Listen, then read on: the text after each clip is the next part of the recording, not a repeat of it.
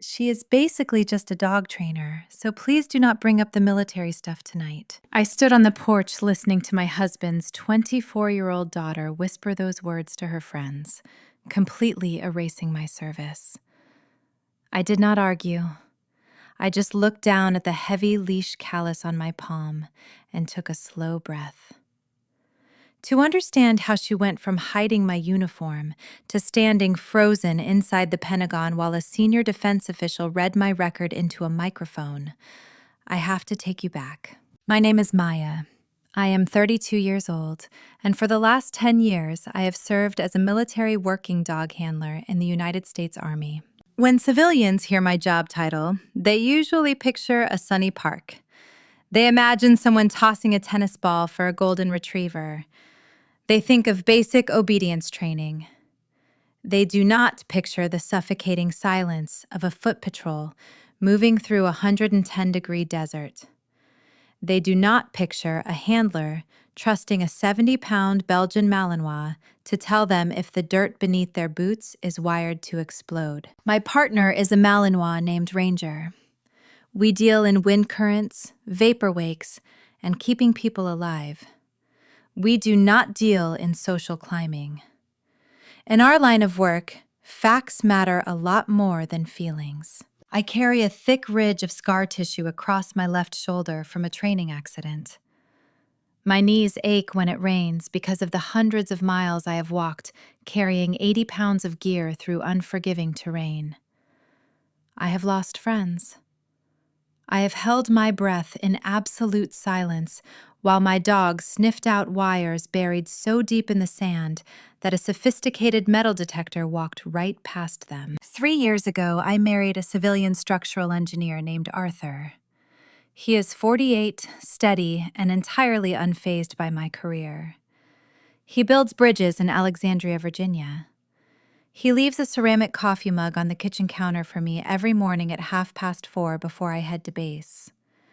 We have a good, quiet life. But Arthur came with a daughter from a previous marriage. Her name is Chloe. Chloe was 24. She worked in corporate public relations for a high-end lifestyle brand in Washington District of Columbia. She cared deeply about optics. She cared about what zip code you lived in, what labels you wore, and how easily your job could be explained at an expensive brunch. She spent her days drafting press releases and her evenings networking at rooftop bars. She did not know what to do with a stepmother who kept mud-covered tactical boots by the back door and who often came home smelling of wet fur and gun oil. She did not hate me. She just found my existence incredibly inconvenient. When she introduced me to her friends, she would smile tightly and say I was an animal behavioral specialist. She made it sound like I ran a luxury pet resort where people dropped off their poodles for a weekend spa treatment. She never mentioned the uniform. Not because she forgot, because my actual reality did not fit her curated aesthetic. Sometimes people misunderstand your life. Sometimes they actively rewrite it. I let it go. You do not survive long in the military if you let every civilian opinion disrupt your focus. I knew who I was. I knew what Ranger and I had done on our last deployment. I knew the exact weight of the lives we had kept safe. I did not need Chloe to validate my existence. Then came the weekend of the barbecue. Arthur had invited a few families over to our house to celebrate the 4th of July. Our home sits on a quiet, tree-lined street, a peaceful sanctuary away from the noise of the city. Chloe decided to bring a group of her coworkers. They arrived in sleek European cars, wearing clothes that cost more than my first vehicle. They clustered on the back deck with glasses of expensive wine, carrying themselves with that specific kind of untouchable confidence that comes from never having faced a real physical threat. They spoke loudly about promotions, vacation homes, and stock portfolios. I had spent the afternoon prepping trays of grilled vegetables and making sure Ranger was secured in his climate-controlled kennel run near the garage. He is a soldier, not a party trick. He needs quiet, and I needed to focus on hosting. Around 6:30, the sun began to dip below the tree line. I stepped out onto the side porch carrying a plastic tray of extra napkins and a bottle of barbecue sauce. The evening air was thick and humid, carrying the familiar summer scent of charcoal and cut grass. The porch light cast a pale yellow glow over the wooden deck, illuminating the small groups of people laughing and talking. That was when I heard Chloe speaking to a tall man in a linen shirt. The man was leaning against the railing, pointing toward a framed unit citation hanging visibly inside my home office window. He asked Chloe if someone in the family was in the military. Chloe let out a sharp, embarrassed laugh. She is basically just a dog trainer, so please do not bring up the military stuff tonight, she said. Her voice was hushed, but the evening breeze carried every word perfectly. She takes it way too seriously. It is not like she is a real soldier. She just works at a kennel on base. The man nodded, completely satisfied with the lie. He took a sip of his wine and changed the subject to a new restaurant opening downtown. I stood completely still in the shadows. The plastic tray felt heavy in my hands. It is one thing to be misunderstood. It is entirely different to stand in your own home and listen to someone deliberately strip away the sacrifice, the danger, and the honor of what you do just to save face at a party. She was treating my service like a dirty secret. For a fraction of a second, anger flared hot in my chest. I wanted to push the screen door open. I wanted to drop the tray on the patio table and look her friends in the eye and describe exactly what it smells like when a patrol realizes they are surrounded by buried threats. I wanted to humiliate her, but I looked at the thick callus on my hand. I thought about the discipline Ranger and I practice every single day. Slow is smooth, and smooth is fast. Let the situation develop. I turned around and walked quietly back into the kitchen. Arthur was standing by the refrigerator. He had heard the entire exchange through the open kitchen window. His face was pale, and his jaw was set hard. He set his drink down on the granite counter with a loud crack. "I am going out there," he said, his voice dangerously low. "I am going to tell her to pack up her friends and leave.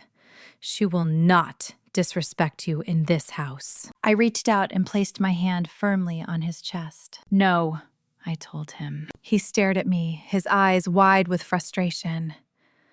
"Why would you let her get away with that?" "I am not letting her get away with anything," I replied softly. "I am just choosing a better venue." I looked past him. Resting on the kitchen island right next to my coffee mug was a large, heavy envelope made of thick cream paper. It had arrived by secure courier 2 days earlier.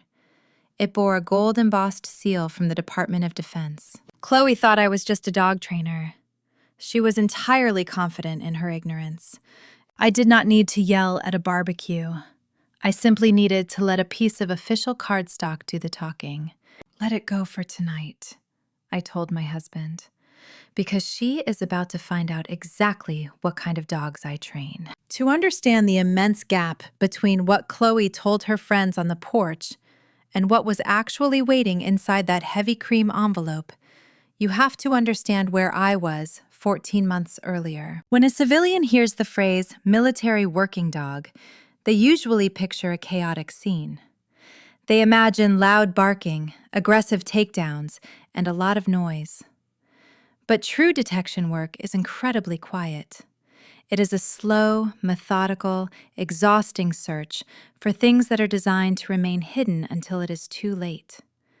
It is a silent conversation between a human and an animal, spoken entirely in subtle shifts of body language. 14 months prior to that backyard barbecue, Ranger and I were deployed to a forward operating base. I will not name the country, but I will tell you the heat was a physical weight. By 10 in the morning, the temperature would consistently hit 112 degrees. The air tasted like pulverized rock and diesel fuel. Our mission was to provide security clearance at an entry control point on a major transit route. It was a vital choke point. Every single day, a steady stream of local vehicles passed through our area: commercial delivery trucks, cargo vans, motorcycles. Our unit was assigned to ensure that none of those vehicles brought anything dangerous into the heavily populated inner perimeter, which housed hundreds of coalition personnel, medical staff, and local civilian contractors. The security perimeter was tight. Concrete barriers formed a zigzag pattern on the asphalt, forcing vehicles to slow to a crawl. Heavy machine guns sat mounted in elevated watchtowers, but metal detectors can be fooled. Machines can break. Technology fails in the sand and the extreme heat. A working dog's nose does not fail. It was a Tuesday afternoon. The sky was a pale, bleached white, hazy with dust. I was sweating through my body armor, feeling the familiar gritty friction of sand trapped beneath my tactical vest. I had a heavy rifle slung across my chest and a leather leash in my hand. Ranger was panting beside me, his fawn-colored coat covered in a fine layer of pale dust. He is a high-drive dog. He lives to work. We had already swept 30 vehicles that morning. The routine was exact. The vehicle approached the driver, cut the engine, and Ranger and I walked the perimeter. I watched his tail, his ears, his breathing rate. I watched for the moment his casual sniffing sharpened into a rigid, intense focus. Around 2 in the afternoon, a large, rusted flatbed truck rumbled up to the inspection point. The driver was a young man. He handed over his manifest to the perimeter guards. The paperwork claimed the truck was hauling agricultural supplies and heavy sacks of fertilizer to a village a few miles down the road. It looked entirely normal. The automatic scanner swept the vehicle and gave it a green light. The guards checked his identification and waved me forward to begin the final sweep. "Seek," I commanded softly. Ranger moved forward. He did not run. He padded quietly around the massive tires, his nose skimming the hot metal of the undercarriage. I walked close behind him, giving him slack on the leash, keeping my eyes fixed on the base of his tail. We cleared the front bumper. We cleared the driver's side door. We moved to the rear of the truck, where 50-pound sacks of white powder were stacked high on wooden pallets. Then Ranger stopped. He did not bark. He did not growl. He simply froze. His body went entirely rigid, his ears snapping forward. He dropped his nose toward a specific spot near the rear axle, inhaled sharply, and then immediately sat down. In our world, a silent sit is the loudest alarm bell on Earth. He had found it. He was telling me with absolute certainty that the vehicle was carrying a lethal compound. My heart hammered against my ribs, but my training took over instantly. I did not yell. I did not panic. I rewarded Ranger with a quiet word of praise, tightened my grip on his leash, and backed away from the truck with slow, deliberate steps. Trust the dog, not the paperwork. I caught the eye of the perimeter sergeant standing 10 yards away. I gave a single, sharp hand signal, a closed fist. The sergeant's face drained of color. He instantly understood the magnitude of what Ranger had just communicated. He raised his radio to his shoulder and quietly ordered a total lockdown of the checkpoint. The driver was detained without a single shot fired. The area was evacuated. The explosive ordnance disposal team was called in from the main base. They spent 4 hours dismantling the vehicle in the blistering heat. When they finished, the explosive ordnance commander walked over to me. He looked exhausted, covered in grease and dust. He held up his clipboard. Hidden deep inside the frame of the truck, completely invisible to the eye, and masked by the strong chemical scent of the agricultural supplies, was a massive, highly sophisticated device. It was designed to bypass the outer gates and function inside the inner perimeter. If that truck had made it through our checkpoint, the casualty count would have been staggering. Hundreds of people going about their daily lives would not have gone home that night. Ranger found it. He found a needle in a haystack of odors and blinding heat simply because it was his job. We did not talk about it much after that day. The military moves fast. You do your job, you file your report, and you wake up the next morning to do it again. The knowledge that a crowded base went to sleep safe that night was the only reward I needed. But Washington keeps incredibly accurate records. The chain of command notices when a single team prevents a catastrophe of that magnitude. Which brings us back to the heavy cream envelope sitting on my kitchen counter. The morning after the barbecue, I woke up early. The house was quiet. The guests were gone, leaving behind empty wine glasses and overflowing recycling bins on the patio. The early summer sun was streaming through the kitchen windows. Arthur was out running errands. I was sitting at the kitchen island, sipping black coffee. The heavy cream envelope was resting near my elbow. I heard footsteps coming down the stairs. Chloe walked into the kitchen wearing expensive silk pajamas, scrolling on her phone. She looked tired, likely nursing a mild headache from the party.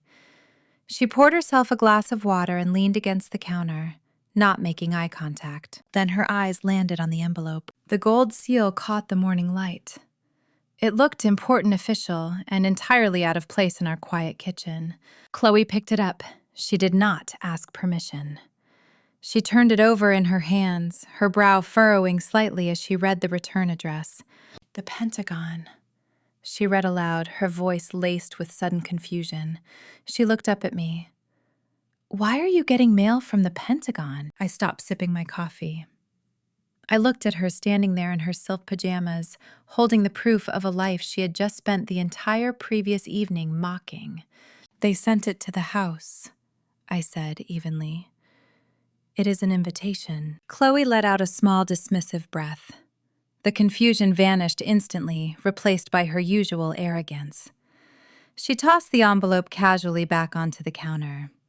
It landed with a soft, heavy thud. Let me guess, she said, crossing her arms. The Base Kennel Club is giving out a ribbon for Best Obedience class. Is that it? Because Dad mentioned you two were going somewhere next weekend and expected me to tag along. She took a sip of her water, shaking her head. But honestly, I have a massive marketing launch on Friday, she continued. I absolutely cannot waste my weekend sitting in a folding chair to watch a dog show. It is nice they want to give you a little certificate, but I am definitely not going. Do not even try to guilt trip me. She was entirely confident. She thought she was shutting down a tedious chore. She was trapped in her own assumption. She was about to find out exactly how wrong she was. Chloe stood by the kitchen island, leaning her weight against the polished granite. She had delivered her verdict. She assumed I was going to push back. She thought I might mention how much her father wanted us all together, or how it would mean a lot to the family. She was bracing for an emotional argument over what she believed was a minor certificate. I did not give her one. In detection work, you never force an outcome. You present the conditions, and you let the truth reveal itself. I picked up the heavy cream envelope. I slid my thumb beneath the flap, snapping the gold wax seal. I pulled out a thick ivory card with raised lettering, along with a single sheet of standard white printer paper. It was an unclassified briefing summary from my command at the Department of Defense. I set the ivory card face up on the granite counter. Then I set the white paper right next to it. I gently pushed both documents across the island until they rested inches from her perfectly manicured hand. I will never guilt trip you, I said evenly. You are an adult. It is your weekend. But before you officially decline, you should probably verify what you are skipping. Chloe let out a long, dramatic sigh. She picked up the unclassified summary first, treating it like a parking ticket she had no intention of paying. I watched her eyes scan the top of the page. I watched her entire, curated reality short-circuit. The letterhead did not say Kennel Club. It bore the official crest of the United States Armed Forces. The text was not a fluffy congratulatory note.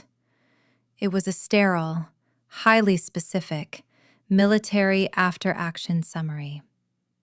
It stated that Specialist Maya and Military Working Dog Ranger were being formally summoned to Washington District of Columbia to be recognized for neutralizing a sophisticated mass casualty threat. It detailed the estimated blast radius. It listed the exact number of coalition lives saved. Her eyes dropped to the ivory card. It requested her presence at a commendation ceremony. The venue was not a gymnasium or a dusty parade field. It was the Pentagon. The presiding officer was a Deputy Secretary of Defense. The kitchen went completely silent. The only sound was the low hum of the refrigerator. Chloe stopped breathing for 3 full seconds. The dismissive corporate armor melted off her shoulders. She looked at the heavy paper, then looked at me, then looked back at the paper. "This is real." Her voice cracked. She cleared her throat and tried again. "This is actually real." "It is," I told her. "You found an explosive," she whispered, staring at the estimated casualty count on the page. "You stopped a mass casualty attack." "Ranger detected it," I corrected her softly. "I just trusted my partner. We did our job." She stood absolutely frozen. She was a woman who spent her days worrying about font choices for luxury brands and guest lists for rooftop cocktail hours. She was holding a document that quantified human life and death. The dramatic irony of her porch whisper was collapsing around her. She had called me a dog trainer to save face. Now she was holding proof that the highest levels of the United States government considered my daily work vital to national security. I picked up my ceramic coffee mug. "Your father and I leave Friday morning at 7. I said, my tone as casual as if I were discussing the weather. "The ceremony is Saturday. We have a hotel booked in Arlington. If you need to stay here for your marketing launch, we completely understand. But the seat is there." I walked out of the kitchen. I left her standing alone with the gold seal. Not because I wanted to punish her. Because the most effective way to dismantle arrogance is to let it defeat itself. Sometimes you have to argue. Sometimes you just have to leave the evidence on the table. For the next 3 days, Chloe was a ghost in her own house. She went to work early. She came home late. She did not mention the barbecue, and she did not mention the invitation. When she passed my uniform hanging in the laundry room, carefully pressed and wrapped in plastic, she looked at the floor. She was trapped. She worshipped status. The Pentagon was the ultimate room where power resides. Declining an invitation to a Deputy Secretary of Defense ceremony was unthinkable in her professional circles. But attending meant she had to publicly face the woman she had spent 3 years underestimating. Thursday evening arrived.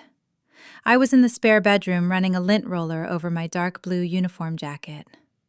Ranger was asleep on the rug nearby. I heard a soft knock on the door frame. Chloe stood in the hallway. She was holding a black garment bag. She looked incredibly uncomfortable, shifting her weight from one foot to the other. "My launch got pushed back," she mumbled, staring at a spot on the wall just above my shoulder. "Dad said we are driving down together." "We are," I said simply. I did not smile. I did not gloat. "Have your bag by the door at 6:45. Friday morning broke with a heavy, overcast sky. Arthur wore a sharp charcoal suit. He looked immensely proud carrying our bags out to the vehicle.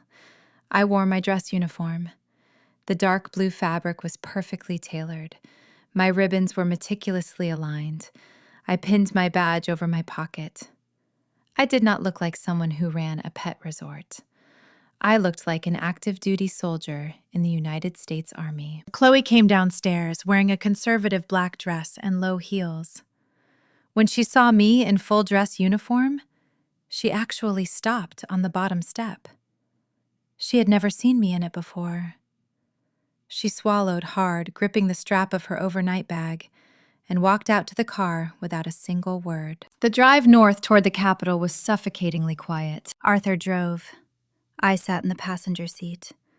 Chloe sat in the back next to Ranger, who was secured in his heavy transport crate. We spent 4 hours listening to the hum of the tires on the interstate.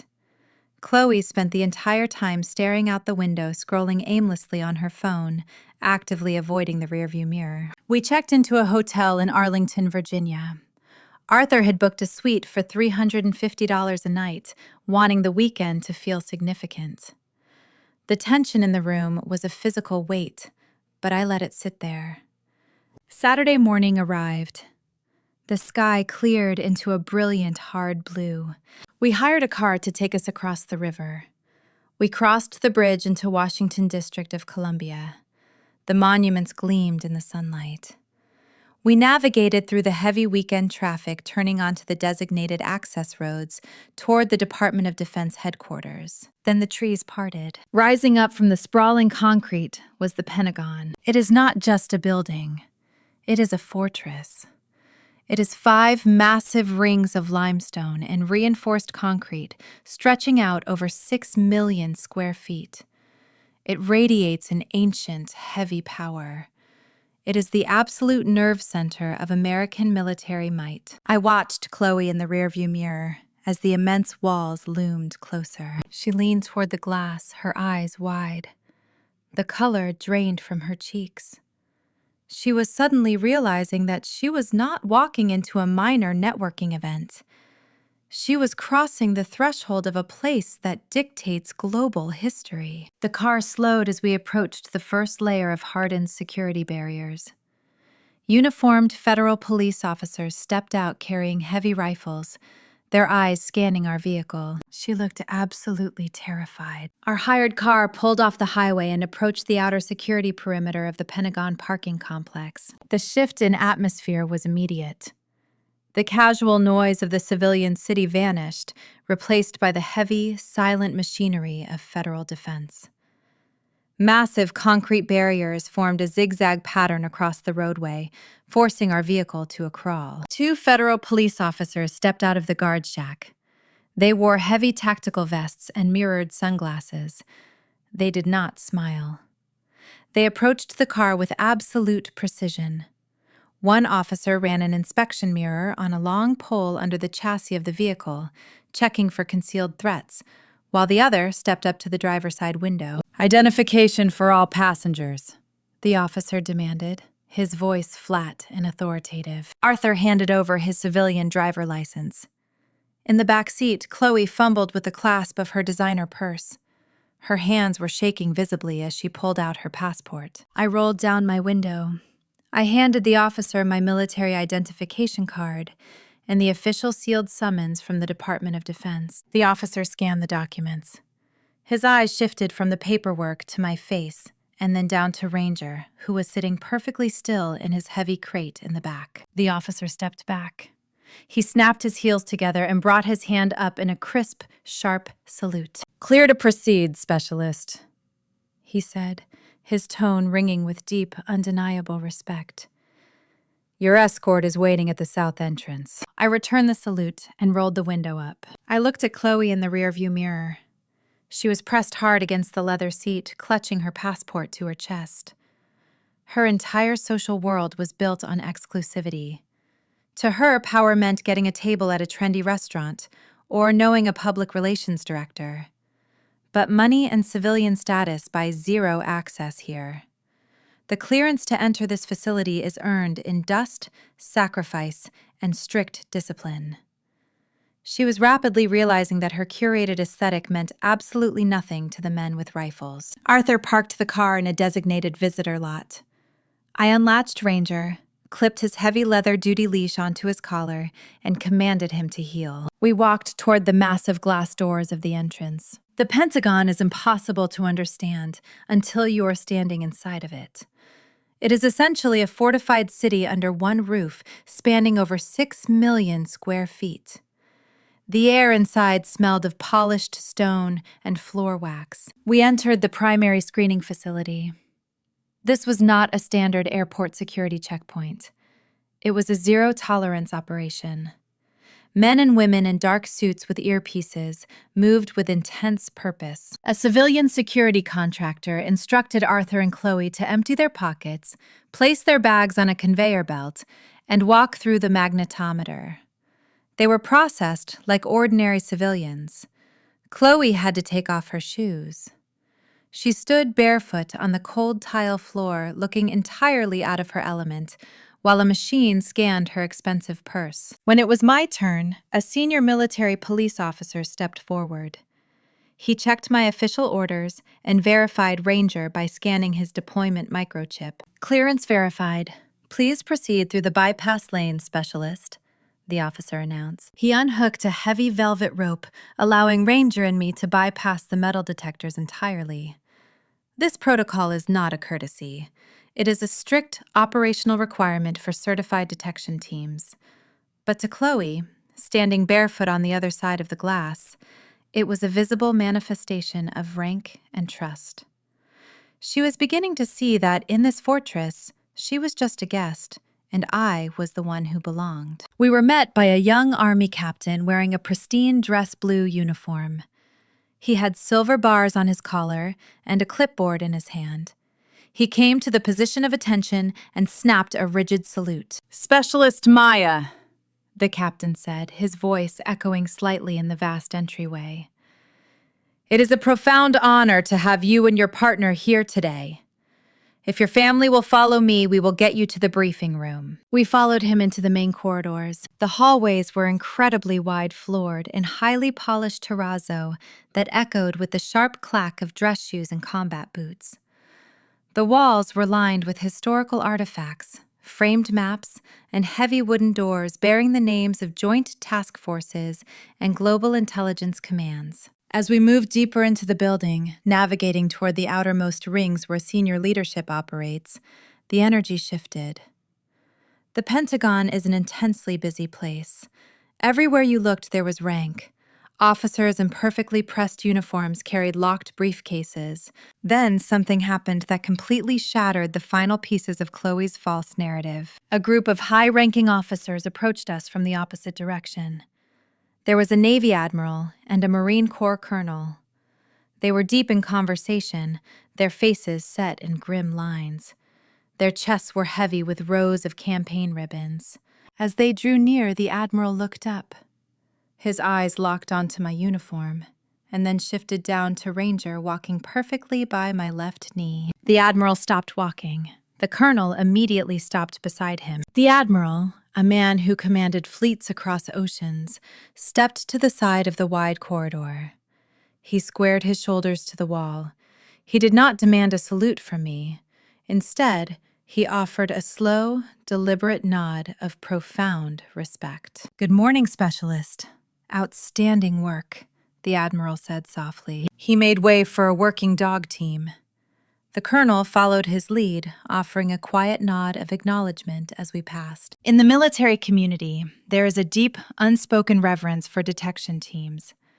They know exactly what we do in the blinding heat. They know exactly what we prevent. They were honoring the heavy leash in my hand. I glanced back at Chloe. She was walking 2 steps behind her father. Her mouth was slightly open. The blood had completely vanished from her face. She had spent 3 years telling her friends I was just a dog trainer at a pet resort. Now she was watching men with stars on their collars step out of the way for me. Her arrogant facade was crumbling into dust.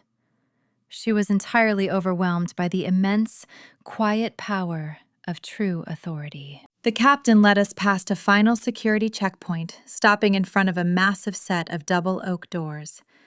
2 armed military police officers stood guard on either side. "The ceremony will take place inside the main operations theater," the captain explained quietly to Arthur. "There is a designated area for the National Press Pool, and we have reserved seating for the family." One of the military police officers pulled the heavy oak door open. Chloe peered inside, and her breath caught audibly in her throat. It was a cavernous briefing room, heavily soundproofed and lined with dark wood paneling. The lighting was sharp and bright. At the front of the room stood an imposing wooden podium flanked by the flag of the United States and the flag of the Department of Defense. The room was packed. Dozens of senior military leaders, generals, and civilian defense officials sat in the velvet chairs. In the back, a massive media section was filled with photographers adjusting long camera lenses. Reporters from national news networks stood by tripods, aiming their cameras directly at the podium. The air felt thick with anticipation. It was a room where history was documented. The captain turned to Chloe and Arthur. "Right this way," he said softly. He did not point to the back of the room. He did not point to the side. He led them down the center aisle, walking past rows of decorated colonels, straight to the absolute front row. 2 plush velvet chairs sat facing the podium, positioned directly beneath the blinding lights of the media cameras. Resting on the cushions were heavy stock name cards printed in bold black ink. The captain gestured to the first chair for Arthur. Then he turned to a completely terrified Chloe. He pointed directly to the second seat. It was positioned dead center, perfectly, in the sight line of every camera in the room. Printed on the crisp white placard was her name. Chloe stared at the crisp white placard resting on the plush velvet seat. Her name was printed in bold black ink. She was not tucked away in a dusty corner. She was sitting dead center, directly in the sightline of every camera lens in the room, surrounded by rows of men and women who wore stars and eagles on their collars. She sat down slowly. Her posture was entirely rigid. She folded her hands tightly in her lap and kept her eyes locked on the imposing wooden podium at the front of the room. She was completely trapped. I unhooked the heavy brass clasp of Ranger's leash, shortening my hold to a strict tactical distance. We were directed to a designated waiting area just off the right side of the stage. Ranger immediately sat down at my left knee. He was perfectly still, his ears swiveling slightly to track the low hum of conversation from the crowd. Then a sudden heavy silence fell over the cavernous space. The thick oak doors at the side of the stage opened. A man in a sharp navy suit walked purposefully toward the wooden podium. He was a deputy secretary of defense. He carried a large leather binder bearing the gold seal of his office. The room was so quiet that you could hear the soft rustle of paper as he placed the binder on the reading stand. He leaned toward the microphone. "Good morning," the secretary began. His voice boomed through the speakers, deep and authoritative, commanding instant obedience from the press pool in the back. "We are gathered today to officially recognize an act of extraordinary precision, discipline, and dedication to duty. We are here to enter the actions of a specialized military working dog team into the permanent history of this department." I watched Chloe from the side of the stage. She swallowed hard, her knuckles turning white as she gripped the armrests of her chair. 14 months ago, the secretary continued opening the leather binder.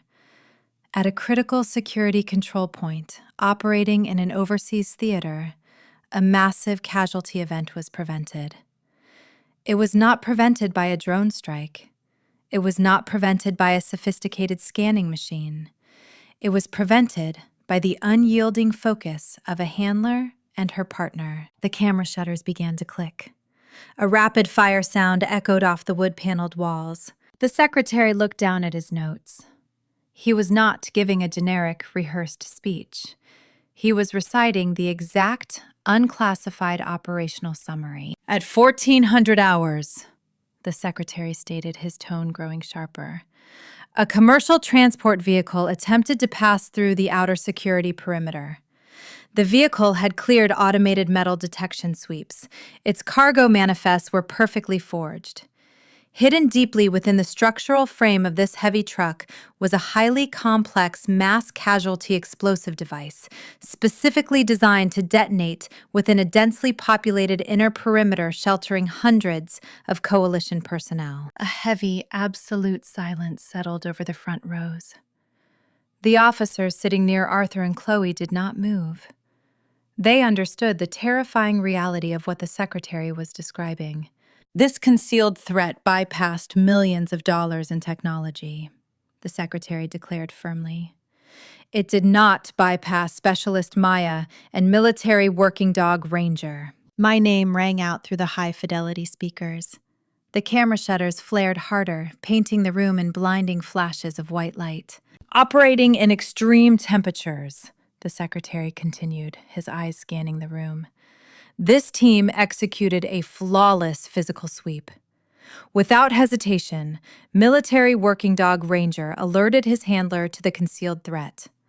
Specialist Maya immediately secured the perimeter without a single shot fired, facilitating a total evacuation and allowing explosive ordnance disposal teams to dismantle a device that, if detonated, would have resulted in staggering loss of life. The secretary paused.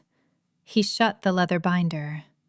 He looked directly out at the audience, his gaze sweeping across the front row, lingering on Arthur, and then landing directly on Chloe. In the military, he said softly, leaning into the microphone, we rely on cutting-edge technology. But at the final threshold between safety and devastation, we rely on the bond between a soldier and her dog. They do not do this for glory. They do it because they are the quiet professionals who stand watch while the rest of the world sleeps. Military analysts calculate that this single team saved the lives of over 300 people that day. 300 lives. The number hung in the air, heavy and undeniable. I looked at my stepdaughter. She was entirely exposed. There was no rooftop bar. There was no expensive brunch. There was no curated narrative she could spin to her friends. The highest authority in the United States defense apparatus had just systematically dismantled her lie in front of the national media. She had called me just a dog trainer. She had just listened to a Deputy Secretary of Defense detail exactly how many lives I had saved, validating my reality, in a room where her status meant absolutely nothing. A small correction had become a total collapse of her false narrative. The dramatic irony was absolute. The silence on the porch had been permanently replaced by the official truth. The secretary stepped back from the podium. "Specialist Maya," he called out, extending his hand. "Please bring Ranger forward." I stepped out from the shadows. I walked into the blinding glare of the media lights. Ranger heeled perfectly at my side, his steps silent against the polished floor. We moved to the center of the stage. The entire room stood up. It was not polite applause. It was a thunderous, sustained, standing ovation from generals, admirals, and defense officials. I stood at the position of attention. I looked out over the sea of uniforms. I did not look at the cameras. I looked directly at the front row. Chloe was on her feet. She had no choice. She was trapped in the front row of a standing ovation led by the highest levels of the American government. Her hands were clapping slowly, mechanically. Her face was pale. The arrogant corporate armor she wore like a shield was completely gone, shattered into 1,000 pieces. The applause slowly died down. The secretary stepped forward and pinned a heavy commendation medal onto the dark fabric of my uniform jacket. He reached down and fastened a specialized heavy-duty collar around Ranger's neck. He shook my hand, his grip firm and warm. "Outstanding work, Specialist," he said quietly. Then the secretary turned back to the microphone. "Before we conclude this ceremony," he announced, his voice projecting over the room, "I would like to invite the family of Specialist Maya to join us at the podium for official photographs. Your support makes their service possible." The protocol officer stepped forward in the aisle.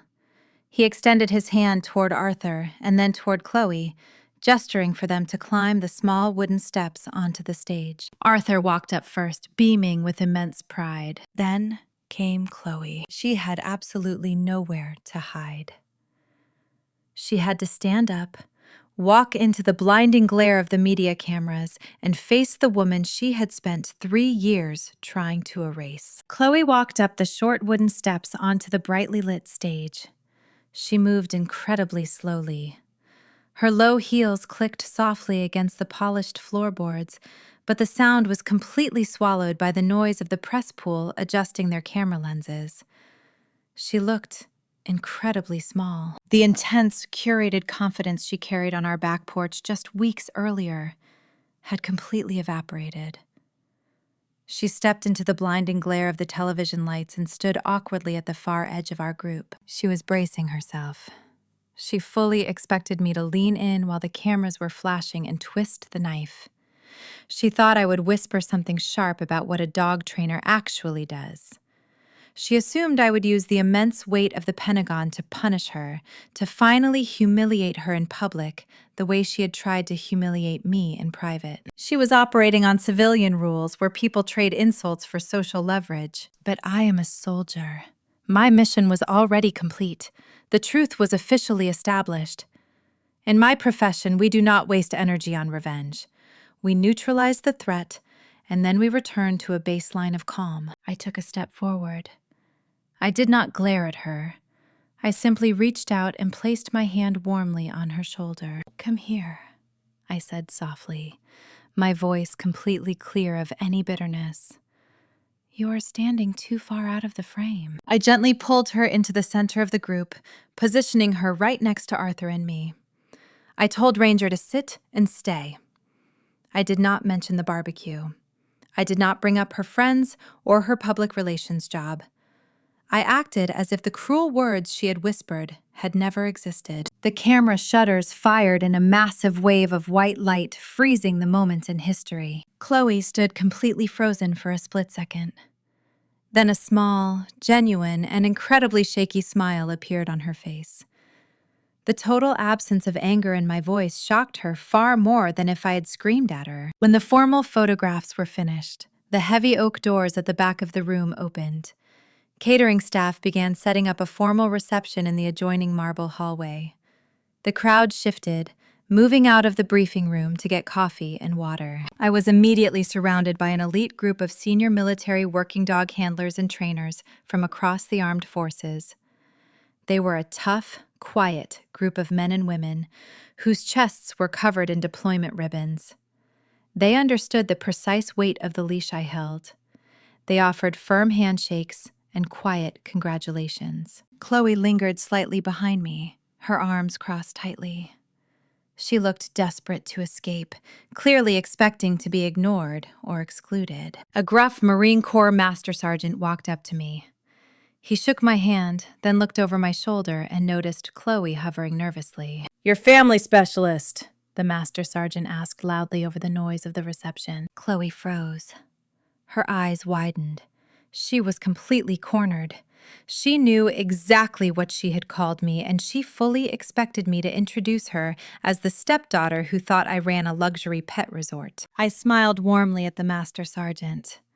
I turned and gestured gracefully toward Chloe. "Master Sergeant, this is my husband Arthur and his daughter Chloe," I said smoothly, my tone full of genuine respect. "She works in corporate public relations back home. She took time out of a massive marketing launch this weekend just to be here to support us. We are really glad she came." The Master Sergeant offered Chloe a wide, respectful smile and extended his heavy hand. "Well, ma'am, it is a pleasure to meet you," he boomed. "You must be incredibly proud of what this team does." Chloe stared at the Master Sergeant's outstretched hand.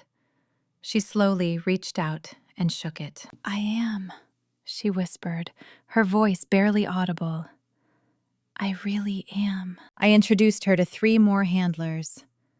I treated her with the exact level of dignity and respect that she had spent 3 years denying me. And that grace was the final devastating blow to her ego. By refusing to fight her, by refusing to humiliate her, I stripped away her last defense mechanism.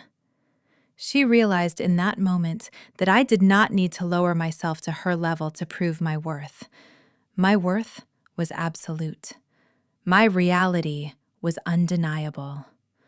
I had just elevated her when I had every right to dismantle her ego, and she knew it. The drive home on Sunday morning was profoundly different from the drive down. The suffocating tension in the car was gone.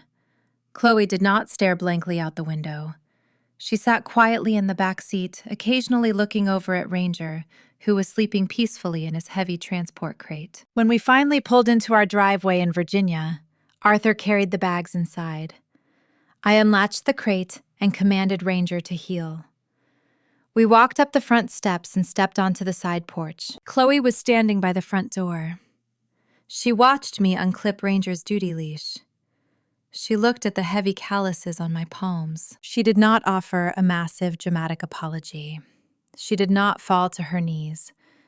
People rarely change overnight. But as I walked past her to open the door, she quietly reached out and touched my arm. "Thank you," she said softly, her eyes locked on the floorboards, "for letting me sit in the front row." "You are family," I replied simply. "You always have a seat." We never spoke of the barbecue again. But the next time she had friends over and someone asked about the framed military unit citation hanging in my office, I heard her answer through the open window. She did not whisper. She spoke clearly, and she used my exact rank. Sometimes people will try to rewrite your reality because it threatens their comfort. They will try to minimize your sacrifices to make their own choices look bigger. When they do, they expect you to argue. They expect you to fight back on their level. But true authority does not need to shout. If you know the exact weight of the burdens you have carried, you do not need to argue with ignorance. You just have to stand firmly in your own truth. Trust the discipline you have built and wait for the venue to change. Because eventually, the truth always demands a stage. And when it does, the people who underestimated you will have absolutely nowhere to hide. Have you ever had to let your actions speak for you when someone tried to erase your accomplishments? Tell me how you handled it down in the comments below. I look at every single one. If you appreciate stories of quiet vindication and the immense power of walking the high road, please hit the like button and subscribe to the channel. Up next, I will share the story of a retired Navy nurse who discovered a massive discrepancy in her father's estate and the very public way she brought the hidden documents to light. I will see you there.